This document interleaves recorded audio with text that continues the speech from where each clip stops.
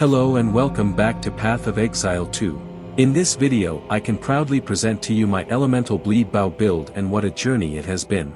In this video I will show you everything you need to know in order to rebuild this beauty. This means you get POBs for every act for leveling and in addition one for early, mid and endgame. I will go over the core mechanics and interactions in regards to the full passive tree, skill gems, and gear in order to get you informed as best as possible, so don't skip right to the end. You might overlook crucial information as this is not the easiest build to recreate. Looking at the skill tree you might see some things which don't make sense right from the start. On the one hand we picked stuff buffing your elemental attacks and on the other hand perks which are related to bleeding, ailments in general or critical strike damage. So how does this fit together? First of all, in this build Snipe and Spiral Volley, our main attack skills gain their strength not only from physical damage modifiers but also from sources of cold and lightning damage. Both skills have different weapon sets and therefore skill points. Spiral Volley, Herald of Ice and Herald of Lightning take control over our map clear and rely on freeze and shock buildup in order to trigger each other. Snipe is our single target nuke and it also benefits from flat elemental damage. However, it focuses more on bleeding and critical damage modifiers as its only function is to scale one big hit and the resulting bleed. In order to understand why we only scale critical damage and not crit chance, we have to take a look at the mechanics behind Snipe. It is a channeling ability which has a short window while channeling which is count as a perfect shot. This perfect snipe is a guaranteed critical hit. Therefore we do not need to invest into crit chance. In addition, a perfectly executed snipe grants an AoE impact which is important to remember when we talk about our support gems. In summary, we do not need crit and bleeding perks for Spiral Volley as the enemies explode in seconds and damage over time effects would not matter. When it comes to bosses though, a single big critical hit in combination with guaranteed bleeding is what we want to scale to the moon. One thing worth talking about is the fact the lightning damage and the resulting shocks have a direct impact on the magnitude of the caused bleeding. A shocked enemy takes 20% more damage baseline over 4 seconds as it's affected by this ailment. Higher shocks even enhance this modifier. This is important because it means that the higher the shock on the target the higher is the resulting bleeding. In case you are wondering how this is even possible, as only physical damage can contribute to bleeding magnitude by definition, we have to take a closer look at what makes the Bloodmage Ascendancy so special and build defining. This is Blood Barbs. This means that elemental damage is not only useful because it helps with shocking the enemy and can also directly affect the intensity of our bleedings. You see why this is so synergistic and cool as a unique interaction which only one class can provide. In regards to the gems, we already covered the mechanics behind Snipe, so let's focus on Spiral Volley first. Spiral Volley has some interesting interactions going on as it is buffed by consuming frenzy charges. The more frenzy charges we consume, the more damage the attack does.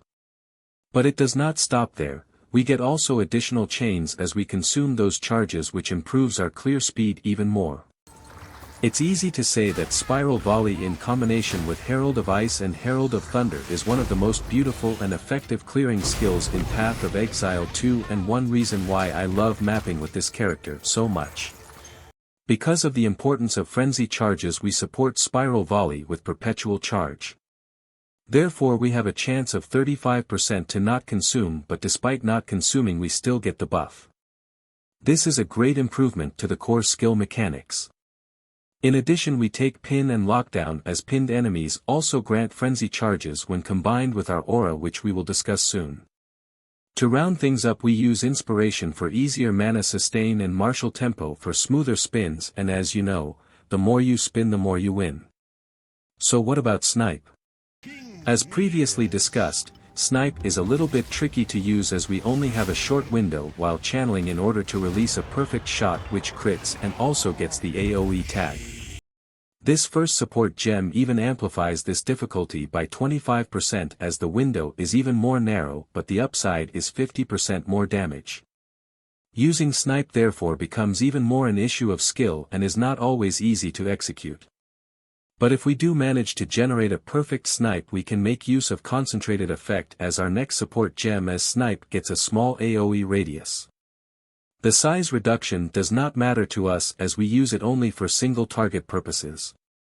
Our third support is also special. We use supercritical, which has a significant downside as we lower our chance to do a critical hit by 20% in order to get a huge bunch of critical bonus damage.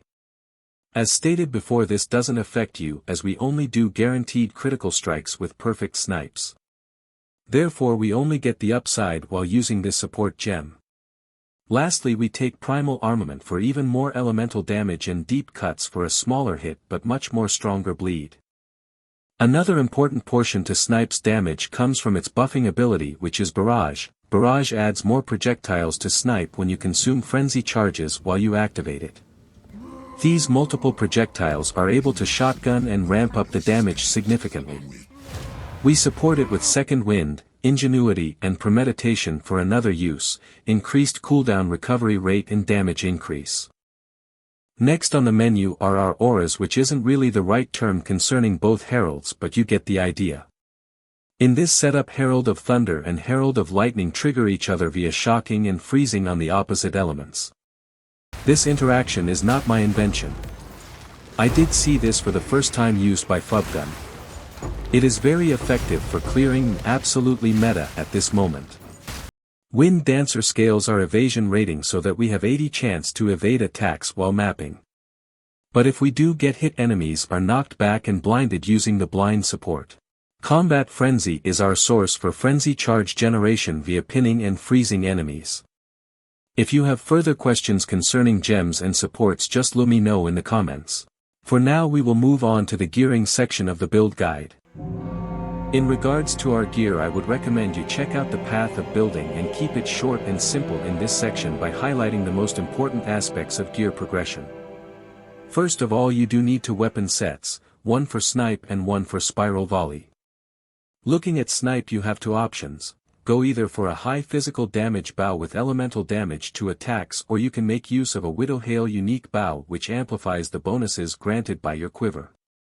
As for the quiver, +2 to all projectile skills is mandatory as snipe scales pretty well with levels.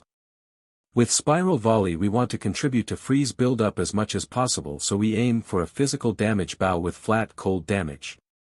Our glove slot is of course reserved for the hands of wisdom and action, which are meta-defining for any attack-based build at this point. This has further implications for the rest of our gear choices. As soon as we fix our resistances, we aim for flat cold and lightning damage on our rings. I cannot stress enough how important these modifiers are, especially when we combine them with the ingenuity belt. This is an absolutely aspirational late game item. Furthermore, dexterity and intelligence scale our damage even more as we equipped our special gloves. You want to try to get as much intelligence and dexterity as you can on your other gear pieces. On our chest we are looking for high evasion and maybe energy shield combined in case we want to scale more defense via our ascendancy. The amulet needs a high spirit roll in order to fit in all our auras. In addition, we want levels to projectile skills. Our jewels have chance to bleed on hit, bleeding magnitude, and bleeding duration.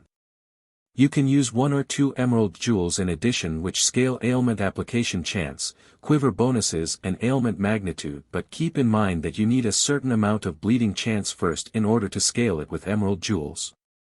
You only need to reach 85% chance to inflict bleeding, as blood barbs grants another 15% for critical strikes, which goes quite handy in conjunction with snipe's perfect shot.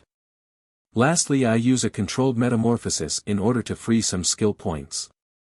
Just make sure to take one with a medium-large radius and low resistance penalties.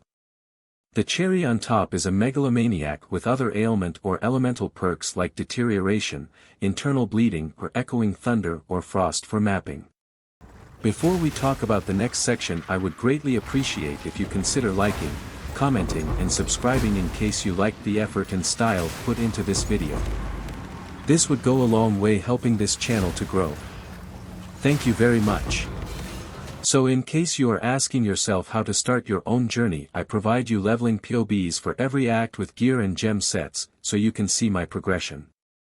I documented every act on my channel in order to give you some insight in the process. So you can watch that if you are interested. Note that I leveled solo self-found, so yes, you can league start this build, but a fair warning, this may not be the easiest nor the most difficult build to level. Especially the start is a little bit rough as we don't get access to early power because we come from the witch starting location. So in case you are hesitant, you may just level a fair bit with minions and switch after some time. It's up to you. And that's it for today. Good luck on your journeys and stay safe. See you soon and bye bye.